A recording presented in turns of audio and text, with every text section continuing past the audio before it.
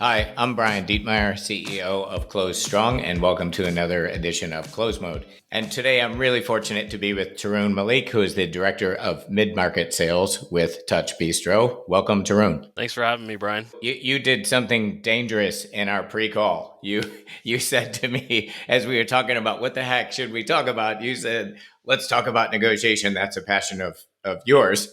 And I said, strangely enough, it's a passion of mine, having written multiple books on the subject. So I was like, yes, somebody wants to talk about this because I think there's a lot to talk about. So that's our topic for today. I wish you would have warned me ahead of time that you were an expert on this rather than 15 seconds before we started. No, but it's cool too because it's like I know enough to check in with you, and I want to get your perspective. And there may be times when I'm going to say, "Hey, this is what we've learned as well," which is different than most podcasts. So I really am looking forward to kind of this dialogue. So my first question has to do with this, and I again having spent a lot of time on this subject, people define negotiation differently. Like how would you define that? I think it's really a process in which like a buyer and seller engage in some sort of a discussion where they attempt to come to an agreement for some sort of sale of product or Yeah, services. However, I think it's more of a process where they both parties try to establish their value and make a set of concessions and compromises so that they can come to that agreement. But really what I think it is it's a problem solving exercise in which the problem is how did two parties with different interests land in the same place. And I think it forces you to like really explore multiple pathways, yeah, solutions to solving this problem. And I yeah, think the exploration of problem solving, or the exploration of how to solve that problem, is really what the negotiation is. yeah. I love that actually, and you use the term problem solving. We tend to think of it as decision making, which is kind of the same. It's like both sides are trying to make a decision to accept or reject a deal, and that could be a problem, and that brings a different light to it the way we both define it. It's not haggling, it's either problem solving or decision making, and I think that's a great kind of core way to think about this. And what mistakes do you see people make when negotiating in your own organization? Maybe some you've made in the past. What do you think the top mistakes are that people make as it relates to negotiation? I'm probably guilty of all of the things I'm going to say here at some point in my career. So, by no means am I perfect. But I think one of the biggest mistakes is that at least I see with sellers is they negotiate too early. I think there is a tendency sometimes in sales through desperation to just start the negotiation process because Yeah, you get happy ears and you start to think that, hey, like we're actually at a stage where we need to start negotiating. yeah, I also think that most salespeople show their cards too early. I think they're scared to lose a deal, and that fear is what drives them to really just drop their pants and show what they have to offer right off the bat, rather than trying to play it out, understand if there are ways that we can avoid giving away so much or yeah. making so many concessions. That again, completely agree, and I'm going to push back where I don't, and I completely agree. And it's funny because in one sense, many sales leaders like yourself I talk to say we need to start planning for the negotiation early. We plan too late.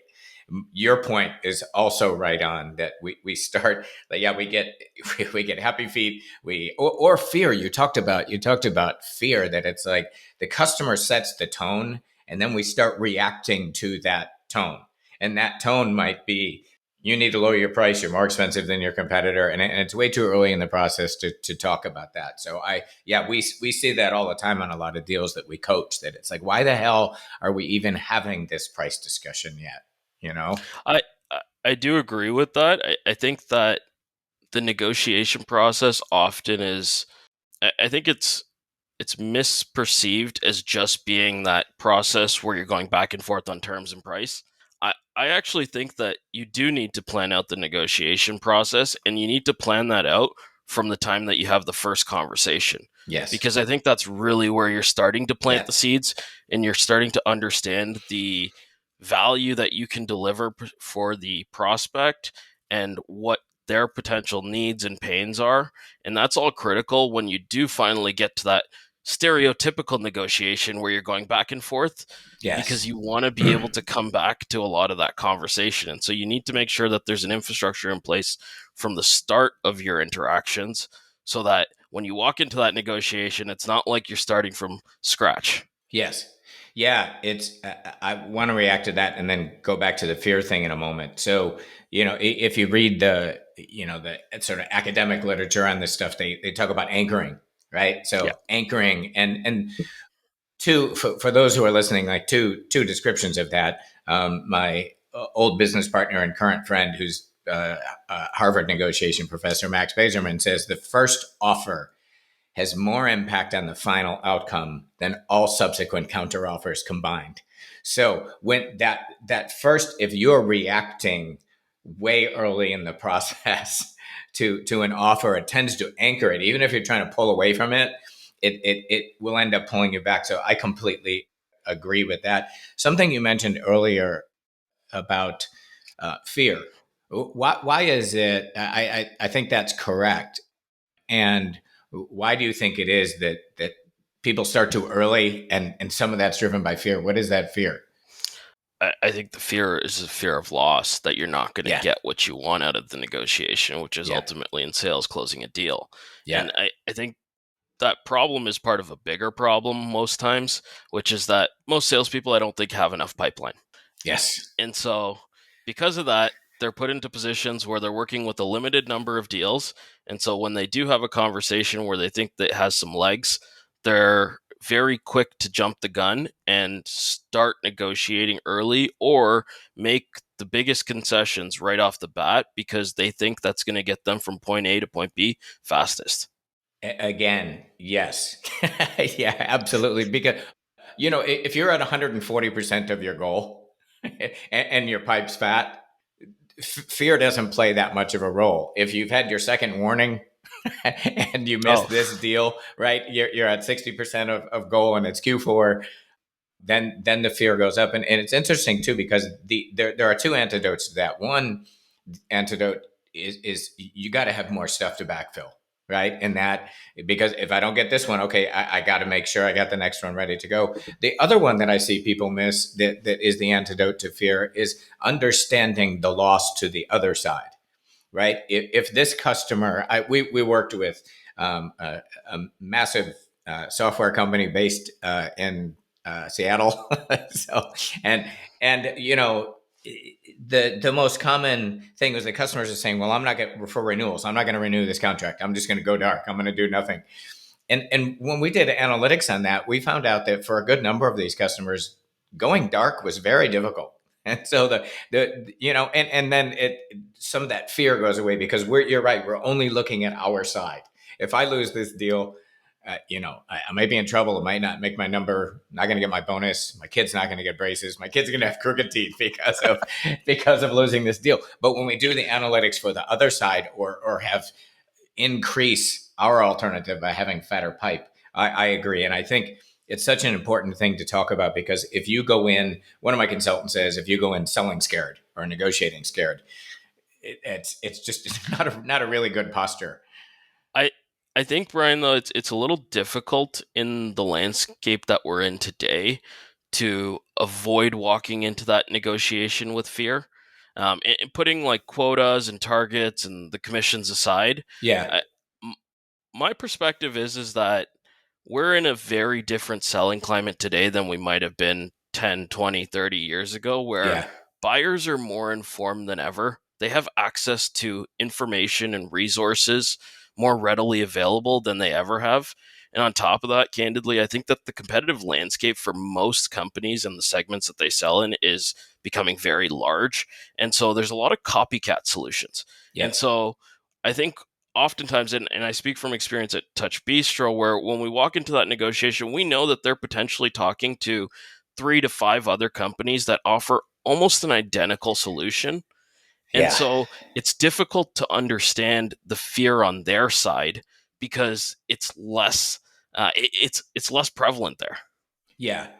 Yeah, it's that's cool because I wanted to talk to you about like how the landscape has changed and how that impacts negotiation, and we just went there, which is cool. So buyers have better data now. There's a really sad, terrible, tragic book written by a woman. I believe her name is Rita Hunter McGrath. It's called "The End of Competitive Advantage," and that. So you talked about two things. You talked about buyers have more data, and there's this Me Too stuff that's out there as well. And what she writes in her book is that things are moving so quickly now, and everyone's copying one another so quickly that we used to do annual planning. Here's our value. Let's go out to the market, and next year we'll revisit this plan. And what I've been hearing lately from VPs of sales is that's happening. The equivalent of annual planning is now happening quarterly, and even more often than that, because your value is changing, buyer needs are changing, competitive value props are changing. So it occurs to me that the solution to that is better data on the customer needs, better data on the competing alternative, better data on how you align with those customer needs better than the alternative. And it's not that was the question I was getting to is how's the world change? How should negotiation change? In my opinion, I'm curious how you feel about this. Negotiation has been sort of thought of as soft skills and tips and tricks. I mean, there's a book, 101 Ways to Win in Negotiation, the 53 Truths of Negotiation. And in my opinion, that's all based on a world that is not what you just described. How do you react to that? I completely agree. I haven't read the book myself, so I can't Yeah. speak from context of the book. However, I think it's really about it's a data driven process, negotiation, and I also think when it comes to negotiation, one of the key soft skills that you can't really teach, I think you develop it over time, is adaptability. And that's something that's critical right now relative to 10, 20 years ago, which is the ability for sellers in a negotiation process to be adaptable, understand who they're working with, who they're talking to, and be able to pivot in different scenarios. I think that one of the challenges with taking some of those frameworks for negotiation is it's relatively rigid Yes. in whereas our buyers aren't, and they're constantly changing in the way they approach purchasing, and so we need to be able to adapt to that as well. Yes. Yeah. And it's one of the things we learned years ago that I'd like to share with you and others because I think it will help. And this was kind of by accident. We were doing a large kind of enterprise sales study, 2 years, 19 countries. And we had a couple questions in there about negotiation. And we asked reps in 19 countries in all these different industries, what do you hear on a daily basis in negotiation that kicks your butt? And we didn't do much with that. And my wife is so fortunately I got some free work out of this. My wife's a data scientist, and I asked her at one point, "Hey, do we still have that? Thousands and thousands and thousands of really mean crap that buyers said to sellers all over the world." She said, "Yeah, it's sitting over here. I think it was in a spreadsheet back in the day." And I asked her if it followed any kind of pattern, and she came back and said about 47% sits here, and about 50% sits here. I said, "Wait a minute, you're telling me this really means stuff that buyers said to sellers all over the world. 97% of that's in two categories. It didn't sound right to me. I don't know if it sounds right to you." We went back and redid the work on it. And I'm responding to your issue about adaptability because I completely agree. And then at the same time, I want to share this that 97% of what comes out of a buyer's mouth, they're either referring to their alternative or they're putting pressure on you to give something away. And the words are all different. The most common negotiating tactic in the world was I can get the same thing from someone else, alternative, cheaper, putting pressure on you. And so yeah, it's a question of like how do you adapt? We know that's where the pressure is going to come from. Why you and why pay you this much? So that's where the data comes in. You said, yeah, it's about data now. It's not about tips and tricks. Yeah, no, absolutely. I think one thing I'd add to that, Brian, is I also think that when it comes to the negotiation process, it's not just about understanding what they need and how you can deliver that solution. I also think it's about the personal approach, and I think that's more prevalent now than ever. Is with all these copycat solutions, who does the buyer like? I mean, there's an old saying in sales, which is you're going to buy for people that you like, right? Yes. Yes. And so, I mean, creating that relationship is critical to helping drive that negotiation successfully. Ultimately, I mean, I think that you can reason with people better when you have that Yes. relationship, and you can also get them to make concessions that they may not have been prepared to do if you didn't have that relationship. Yeah, those are unofficial decision criteria, right? But we need to have those in our brain. You're right. All things being equal, the other thing that I would add to that too, or actually, I'm wondering how you feel about this because it goes back to a lot of people are fighting this Me Too thing right now, and by the way, some of that comes from buyers, especially procurement, which is we should spend a moment talking about, but some of that comes from them telling us we're the same over and over and over again. And what we find is when we do the analytics, it's usually not quite that, especially if you do that one transaction at a time and say, all right, what are they trying to achieve? How do we look? How does the alternative look? So that's part of it. But the other part is perception. I think if everybody is perceived at the same, but you do a better job of linking up during this decision making process, this is what I do, this is what you're trying to get done, and I make better connections for you even if the other people can do it. I feel like we call that perceived value. I'm wondering how you feel about that. I think that's how you win in a fairly commoditized situation. I agree. I'd actually be curious to get your perspective on this, Brian, which is this whole notion of you want to remove emotion from a negotiation. I might have a bit of a controversial opinion that you actually want to bring emotion into the conversation when you're negotiating at times because it really allows you to capitalize on impulses and emotions, which we know that ultimately buyers are driving their decisions as much as they want from data and criteria. They're ultimately buying based off of what's within Yes. and that how they feel about the process.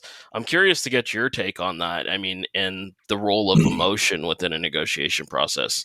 Yeah, you're right, and sometimes the right facts in the right situation can correct that. But you are right. There's a blog called Buyer Seller Insights, and one of my favorite blogs of theirs. They talked about that many buyers do a really crappy job of buying, and a lot of it is for the reason you just said, that they're emoting, and many times they're emoting maybe because they like someone more, or they have a misperception about what someone else can do versus you, or they've prioritized a thing that's not super important that maybe your competitor is better at. So they make suboptimal decisions all the time. And we also consult a procurement organization. So they make suboptimal decisions always based on emotion and misperceptions and those kinds of things. Completely agree.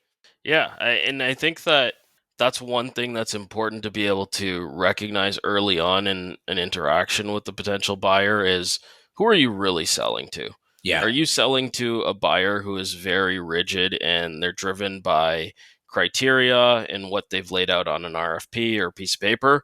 Or are you selling to someone that is a lot more emotional in their process and they're willing to bend or be flexible? And I think that knowing that early on really allows you to tailor your approach throughout, and that's where like a lot more of the adaptability piece comes into play. Yeah, what comes to mind as you're talking through that is like the criteria based person. Okay, let me pull up the spreadsheet, right? And the more emotive person, it's more storytelling, right? I mean, that's probably one of the like how am I going to interact? And it's funny too because I have a little bit of a controversial view on analyzing the personalities of the other side. I think it's very difficult to go, okay, I'm dealing with right now, what is it on average 6.7 buying influences per buy, right? So I don't even know that a professional psychologist could say, let me figure out what style they have and then let me adapt. But I do think there is adaptability at the level that you're talking about. Do you have the analytic, or do you have the emotional? And I think if you can get like we did with tactics, if you can get down to buckets of things, and it's either spreadsheet or story, right? Yeah. What are you going to do with this person? Well, where you run into trouble is when you're dealing with multiple stakeholders, all with a different persona. You got one person who's very much that spreadsheet person.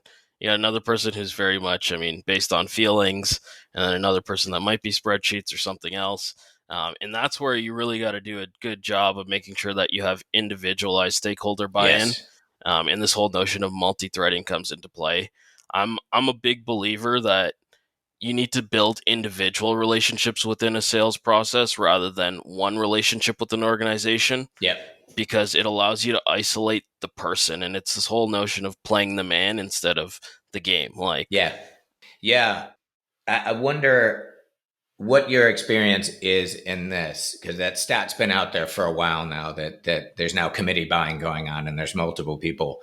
I, my theory, based on deal coaching and actually based on buying some stuff myself, through my business, is that one or two players are sort of the key players whose decision, like, it's a weighted average thing. So yes, there are 6.7 players in this deal, but there are two of them that have 80% sway. Sometimes we think of those as the thought leaders. Do you see that, or do you think it's a abs- democratic vote? no, it's definitely not a democratic vote, or at least not in most scenarios. I think within that committee, there's probably two types of people. There's one who is the most emotionally motivated person, and there's the other who's the most influential person. And I think it's important to really play on both of them to make sure that you can get buy-in holistically, because ultimately the influential person is going to get buy-in from the remainder of the committee, but the emotional person is going to really help drive the business case for you. That's what I think in sales we refer to as a champion, Yeah. really leveraging them within the negotiation process. Yeah, and it goes back to your earlier thought about sort of reacting too early, and I like to say, is the conversation we're having the one we should be having? And now you've taken it to the level of with this person. And again, an area where I'd like your feedback. It seems like, going back into sort of buckets, there's sort of strategic level discussions, which are about business impact in the customer's organization, and then there's the tactical level folks. And I feel like we're always riding that line. Like, what is it that we're negotiating?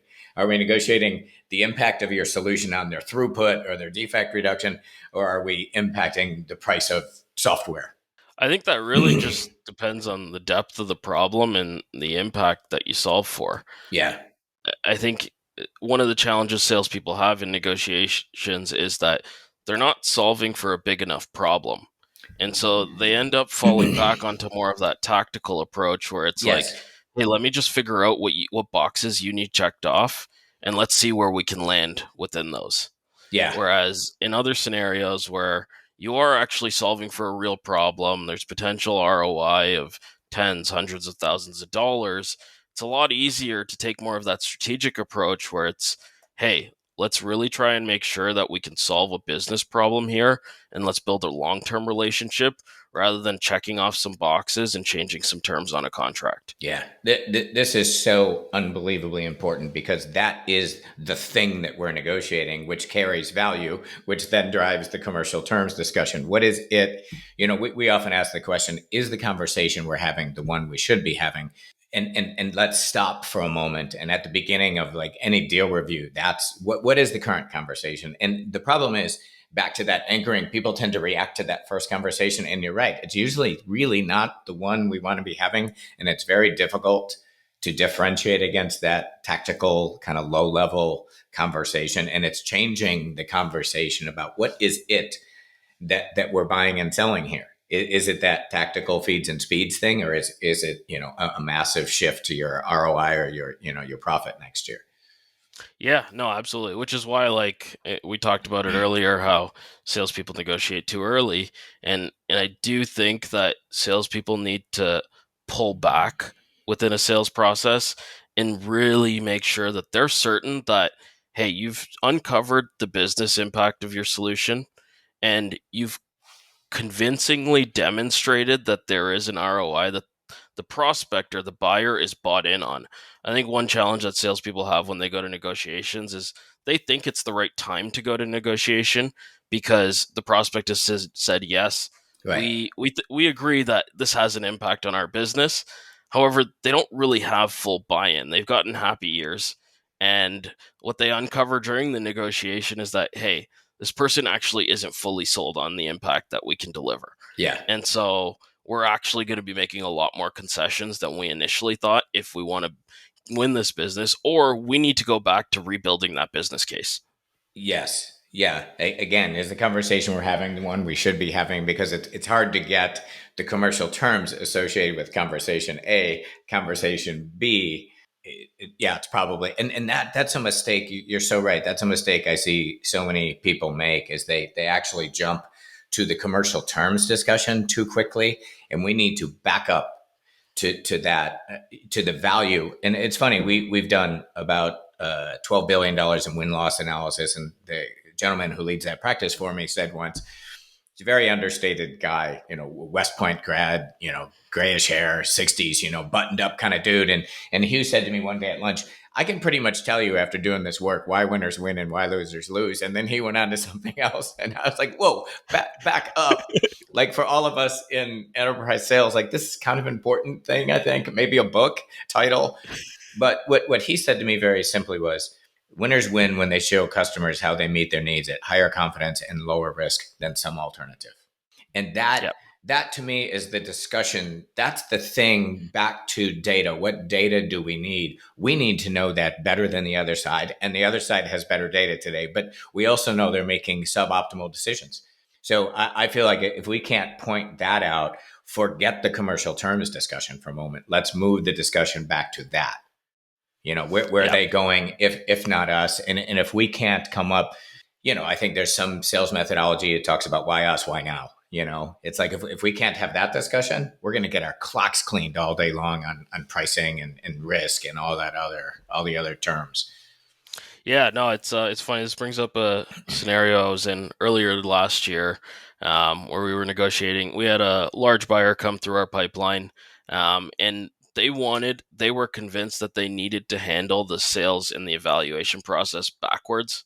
And so Okay. they wanted to start with the negotiation of terms and contract and price, Hmm. and then move on to the solution. And part of that was because they went through the full cycle with another company and they weren't able to get to where they wanted on the terms and the agreement.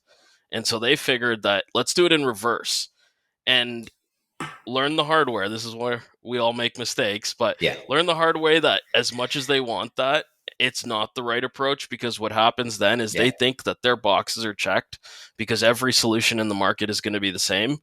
And then when that solution goes into the place, they realize that they didn't do a good enough job vetting it and they didn't fully understand how this could help them or whether it could. Yes. Yeah. And if that, I mean, that's the theme that we keep going back to. It's like, don't have the commercial terms discussion without the value discussion. What is the value discussion? How are we moving your strategic and tactical levers better than that alternative? And yeah, that's a really dangerous precedent. But that's another one of those things about reacting to that conversation as opposed to going, no, we can even push back on process, right? It's funny too, because I don't know if we've only done one reverse auction, and for anyone who's familiar with them, they are painful. And that was kind of the notion of the reverse auction, right? All the suppliers get on there, and it's a term sheet, and lowest bidder across these terms wins. And we came in with one offer, and we were the least best fit because we were kind of the highest price and had the most aggressive terms. But that was our argument: is that what is it? It's it that you're getting terms on is not the same across all five. And by the way, we won that auction and we are the highest. I don't know if that would work for everyone, but have you ever come across that craziness? I think the experience I mentioned is probably the only instance where Yes. I've dealt with something of that nature.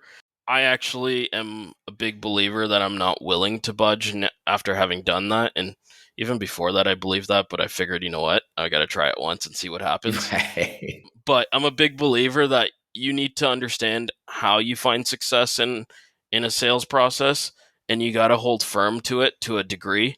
And there are certain things that you can't conceive on. And I Yeah. think one of those things is, I mean, making sure that the solution is aligned on before you even move to any sort of conversation around price, terms, whatever it is. Yes. And that's why I think that, like, maybe negotiation is stereotyped as just that back and forth when you talk about price and terms, but I actually think it's the entire sales process of Yes. negotiation.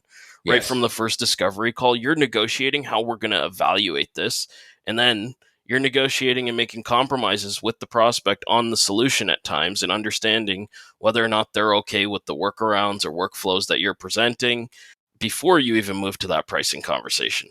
I agree, and that's what we should be doing early, right? Not that, as you pointed out, what we shouldn't be doing early is jumping into that commercial terms discussion. But yeah, and sometimes we think of that as what we call signaling. That during your discovery early on, you can be asking questions that are putting ideas in the other side's mind, and it's like even if they don't answer those questions, but it's very sort of systematically thinking about that early on.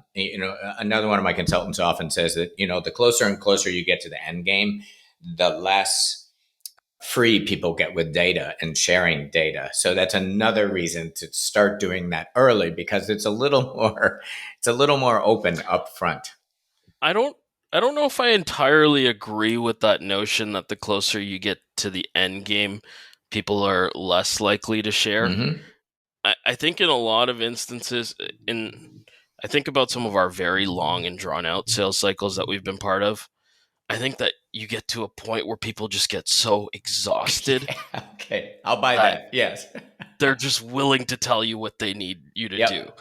And I Yep. mean, we went through a sales process not too long ago with a buyer that was one of our longest sales cycles that we've ever ran, where we got to a point where his boss, who was the CEO, really wanted things, but they wouldn't give us access to the CEO Yeah. because they wanted to maintain a position of power. He wanted to be the middleman. And so he got to a point where the director of ops was basically like, "Hey, I don't need you to do this. The CEO's asking for this. I don't need you to do this. He'll live with it if you can't do it." And so I think as it draws out, people get to a point where there is also this notion of exhaustion in a sales process where you're just Yeah. at a point where it's like, hey, like I just want this to be over with and I want to walk away with something. Yeah. Yeah, and again, do agree. And what it's funny, what comes to mind, I was on vacation with my wife's family. It was all the siblings, and we were out of the country, standing on a dock, ready to jump on a boat for a sunset cruise. And I was in that position with this scientific company who sold lasers. And I remember saying to the buying influence that I was talking to, just fine. Fine, like literally, I was getting the death stare from my wife and my brother-in-law, my sister-in-law, and everybody else on the boat. And so yeah, I'll buy that, and I've actually done it to just say, good, fine, just do it. If this is going to get it done, let's get it done. So that's fair. I, Let I Yeah. do think that some people leverage that approach. At least on the buyer side, I've seen it more often where they'll leverage the approach of trying to draw out the sales cycle to test your stamina. Right. Yes. And they know that a lot of sellers, as the cycle draws on, will get to a point where they're like, you know what, I'm just gonna get you what you need because I just can't keep doing this and I really want this deal. Yeah. Yeah. I do agree. I want to ask you a question about procurement. Just because we talked a little bit about purchasing earlier, and just wondering your thoughts about it. Like, are you seeing it more? Are they getting more brutal? What do you think they really care about? That kind of stuff. Um, Probably asking the wrong person. Selling into the restaurant segment, Yeah. we don't see enough procurement. We do see it from time to time, but it doesn't happen frequently enough where these organizations have more of a formal process and infrastructure for making these decisions. Yeah. Yeah. It's a lot more flexible in our segment, so I can't really say that I have the most experience on it. Okay. Yeah, I But just yeah, wanted to compare that with kind of how we thought about it. But I do have another question for you. Harvard Business Review put out an article a couple of years ago. They studied 50 companies, and subject was negotiation. Excuse me. And they came back and said the number one problem facing all 50 companies was the internal negotiation, not the customer facing negotiation. And that completely changed my view of negotiation. It completely changed our practice. And, one might call that the deal approval process or going to the deal desk. And it occurs to me when you and I have this dialogue about negotiation, everything we've been talking about is the customer facing negotiation. And I've got some good primary data to basically say most people believe that internal thing is broken, and we need to think of these things systemically, right? The reps either begging for permission or forgiveness, and how horrible is that process? What's your thoughts on the internal negotiation and how it relates to the external? I had to sit up for this one because this one definitely feels very real for me. It's something we see daily. Yeah. Um, so where I'm at at Touch Bistro is we're building, we're working to go up market into the mid market and enterprise space. Okay. Historically we've been focused on the SMB segment, and as part of that, what that means is that we're also trying to change the way that we do business, because it's the way you operate your business internally from a process and infrastructure perspective is very different for SMB buyers than it is Yes. for mid-market and enterprise clients, Yep. because they need a different level of service. They need different things out of their solution providers. And so a big part of my role is really having that internal negotiation to make sure that I can get alignment with internal stakeholders before we go back to the client and we propose certain things that we can make concessions on. And I think the biggest challenge there is that as much as everyone at an organization has the same overarching vision, the interests of individual departments are still different to a degree. They're not fully aligned. Yes. And so the challenge is that you're having multiple negotiations just to negotiate. And it's frustrating at times, but I think it's also, I mean, part of the natural flow of the way a business works. In order to start something different within an organization, you do have to get buy-in. And Yeah. so you need to treat it very similarly to how you would treat that negotiation process with the prospect. The difference here is that a lot of the work you've done during your tenure at the company. So you already know what's important to those individual stakeholders. Yeah. You already know how they operate, how they react, how they make decisions. And so you really need to leverage that information when you have these internal conversations. Whereas one thing I've seen with some leaders, not necessarily at our company, but elsewhere, is they try to take the same cookie cutter approach to every internal conversation. And one thing that I've been really pushing our sales reps to start to understand when they're having internal conversation is really knowing who you're speaking to. And I think sometimes they forget that, whereas they know what to do when they're in an actual sales process. They know to recognize who they're speaking to and adapt accordingly. Yeah. But internally, they forget. They start thinking that, you know what, naturally, this person's going to want what I want. So I'm just going to ask for it and hope that they're going to say yes. Yep, it's such if for companies who want to improve negotiation, right, and install competency versus rolling out a class of tips and tricks. That part's got to be part of it. Like the internal deal approval folks, deal desk, whoever, has got to be speaking the same language and using the same process as the reps. And you're right too. Like some of that is, yeah, if you've been around long enough, you know the priorities of those people. But onboarding is a huge issue. You know, people that are growing and adding reps, and it's like there's got to be a way to communicate those strategies to the deal makers, and I find that it's not consistent enough. But we've got to look at this system holistically. If we're going to make it better, we're going to make negotiation process and outcomes better. We've got to look at the whole life cycle of the deal, which includes internal. Yeah, I think that it's difficult to standardize that approach, Yeah. mainly because, I mean, organization like ours, for example, we have a standard approach to how we handle pricing. We have a standard approach to how we handle terms and conditions. That said, I mean, there's always exceptions. Yes. And as part of my job is it's really try to uncover where those exceptions exist, Yes. so that when we are in a negotiation with a buyer, we understand what we can concede on, even though it's something that we may not have potentially done in the past. And so I think as familiar or as standardized you are with the way a company operates or their practices, at the end of the day, when you're dealing with large scale buyers, you're always going to need to change the way you do things Yeah.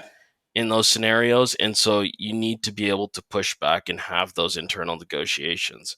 So, as perfect as the organization might be from a process, infrastructure, onboarding, playbook perspective, there's Yeah. always going to be a need to go to bat internally. Yeah, and you make another great point too, that with a strategy shift as you're making, it has impact here, and that's cool because I hadn't thought about that. So yeah, if I was to summarize, let me know what I missed. So we said we don't want to have an early conversation on commercial terms when we're selling scared. We don't want to do that. We do want to have sort of early strategic influencing, thinking about the negotiation early. So that is and the other one that we talked about is value before terms. See this a lot. Do not have the commercial terms discussion until we've had the business fit discussion. It's back to, are we having the right conversation? How are we defending those commercial terms? It's going to be fit on that. Anything that I missed that you think was a key point? No, I think the only other thing is, well, you need to understand the value your solution offers for a buyer. You also need to understand the value that a buyer offers for you. And I'm not just talking about paychecks Yes. and quota. I'm referring to the overall impact for a business. And this is where a lot of what we're doing right now at Touch Bistro comes into play, where we're trying to go upstream. We're really working hard to do that. And so, sometimes we're willing to make those trade-offs because we understand that, hey, this is a flagship buyer. This is someone that we Yes. can point Yes. to in the future, and it's going to help us expand our overall base as well. Yeah. And so, really understanding the entire circumstances of the conversation rather than just, hey, how much is this deal worth? Do we check off their boxes? Is, I think, really important. Yeah, yeah, it's a good one too. It's the strategic value of the deal, right? It's not just, and it could be what you said. It could be we've got a factory operating at 20% right now, so do what we need to do. So, in one point, you say we need to set that target and stick to it, which I do agree with, and we've both talked about doing that. And then there are other scenarios like this where you diagnose the situation and go, "This is of huge strategic value. Let's play a little bit more on this one because it's not so much about ASP." So, yep. Yeah, no, absolutely. Yeah, this is cool. Yeah, we're, and you're right. I'm sorry for springing my background on you right before the call, but this has been really fun for me, and I could go longer, but we shouldn't have the podcast go like an hour and a half. But this has been really I fun. do I have appreciate it. I do have one question for you though, Brian. I am Yeah, curious to get your take because I've given you my take. What yeah. do you think is the number one mistake that sellers make in a negotiation? Can I have two? As long as it's not the same as mine. Okay, good. No, number one mistake we've been talking about is they do not know on this transaction I meet multiple buyers' needs at higher confidence and lower risk than the alternative. They don't know enough about that, and to the point you made earlier, buyers have better data. We need to know that better than they do. That's a core competency. That's what we're going to get paid for. And then the second mistake is focusing on one item out of context. And you sort of referenced this earlier. We can't talk about price without talking about volume, length of contract, solution components. And I see so many people, trained, seasoned global account managers, making this mistake. Because if you and I are talking about price, all we're doing is we're moving money back and forth from my wallet to yours.